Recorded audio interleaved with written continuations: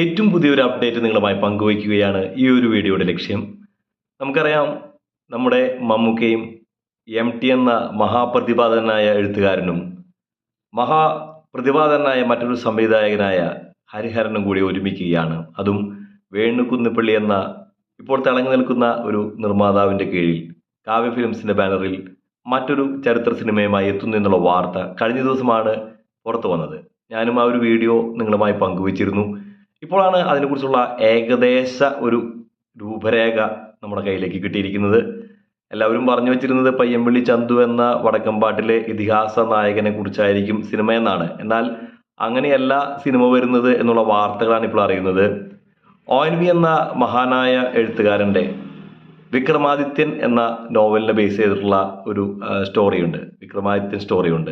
ആ ഒരു സ്റ്റോറിയെ ബേസ് ചെയ്തുകൊണ്ടാണ് ഈ ഒരു സിനിമയ്ക്കുള്ള തിരക്കഥ ഒരുങ്ങുന്നത് എന്നുള്ള വിവരങ്ങളാണ് ഇപ്പോൾ അറിയുന്നത്. ONV കുറുപ്പിൻ്റെ അതിമനോഹരമായിട്ടുള്ള ഒരു കൃതിയിൽ നിന്ന് വിക്രമാദിത്യൻ കഥ, ആ ഒരു കഥയെ ബേസ് ചെയ്തുകൊണ്ടുള്ള ഒരു സിനിമയായിരിക്കും.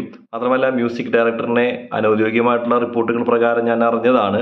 ഏറ്റവും വേണ്ടപ്പെട്ട ചില കേന്ദ്രങ്ങളിൽ നിന്ന് മനസ്സിലാക്കിയെടുത്തോളം അമിത് ത്രിവേദി എന്ന് പറഞ്ഞ, നമുക്കറിയാം, ഉടുത്ത പഞ്ചാബ്, സീക്രട്ട് സൂപ്പർ സ്റ്റാർ, അന്ധാധൂൻ തുടങ്ങിയ സിനിമകളിലെ ഒരു മ്യൂസിക് വിഭാഗം കൈകാര്യം ചെയ്ത ആളാണ് അമിത് ത്രിവേദി.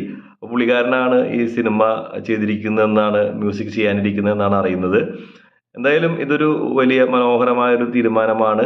ഇതിന് കാത്തിരിക്കുകയാണ്. അതിമനോഹരമായ ഒരു സിനിമ വരുമെന്ന് തന്നെ പ്രതീക്ഷിക്കുകയാണ്.